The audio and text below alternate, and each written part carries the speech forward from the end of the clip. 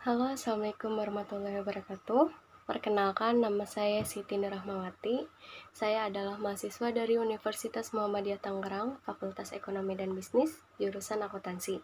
Saya di sini akan mempresentasikan atau menjelaskan tentang apa itu standar pelaporan keuangan dan akuntansi.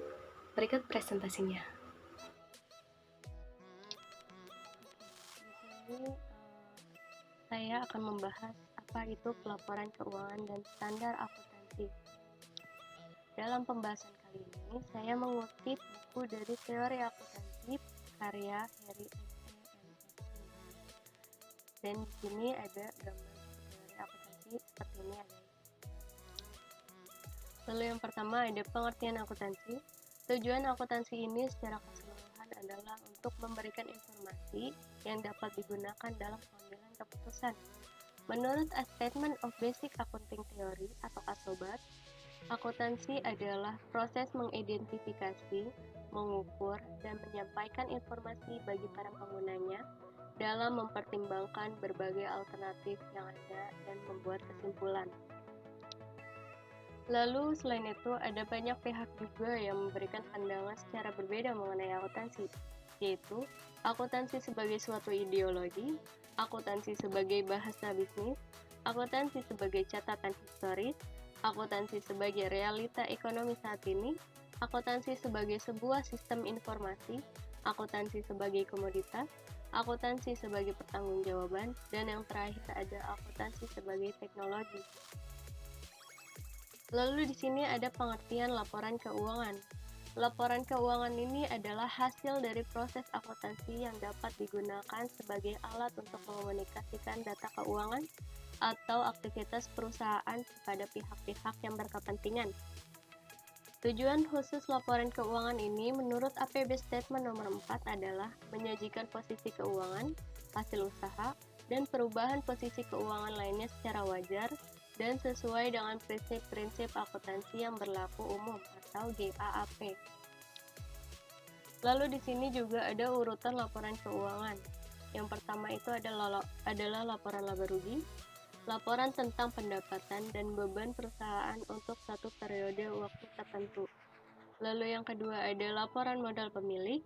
Laporan ini menyajikan ikhtisar perubahan dalam modal pemilik suatu perusahaan untuk satu periode waktu tertentu.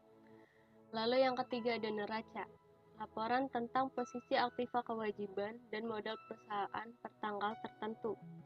Lalu yang terakhir ada laporan arus kas.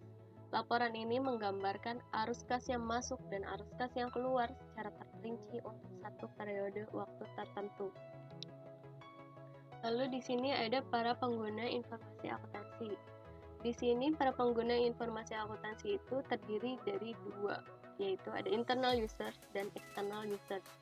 Di internal users ini terdiri dari direktur dan manajer keuangan, direktur operasional dan manajer pemasaran, dan manajer dan supervisor produksi. Lalu di external users ini terdiri dari investor, kreditor, pemerintah, badan pengawas pasar modal, ekonom, praktisi, dan analis. Lalu ada organisasi pembentuk standar akuntansi di Amerika. Di sini ada 4, yaitu Securities and Exchange Commission atau SEC yang didirikan pada tahun 1934. Lalu ada American Institute of Certified Public Accountants atau AICPA yang didirikan pada tahun 1887. Lalu ada Financial Accounting Standards Board atau FASB yang didirikan pada tahun 1973, dan yang terakhir ada Governmental Accounting Standards Board atau GASB yang didirikan pada tahun 1984. Lalu di sini prinsip-prinsip akuntansi yang berlaku umum atau GAAP. Profesi akuntansi telah mengembangkan seperangkat standar yang berlaku umum dan diterima universal. Di Amerika ini, standar ini dinamakan sebagai prinsip-prinsip akuntansi yang berlaku umum atau Generally Accepted Accounting Principles.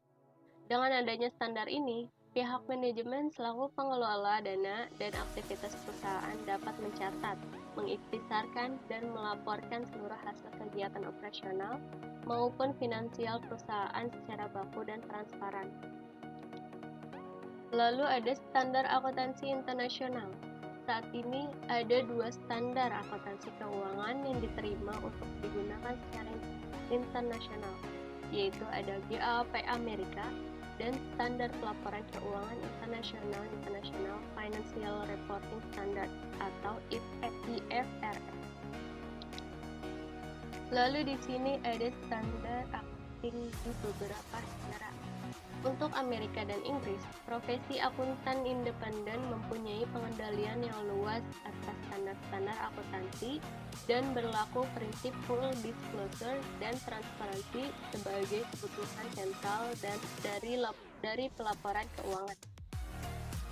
Hasilnya, para investor dan kreditor dapat mengerti secara utuh mengenai sifat dari pelaporan operasional dan keuangan perusahaan.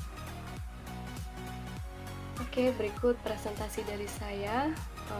Semoga bermanfaat bagi kalian yang menonton video ini, dan mohon maaf jika ada salah kata atau penulisan dalam presentasi ini. Terima kasih dan sampai jumpa.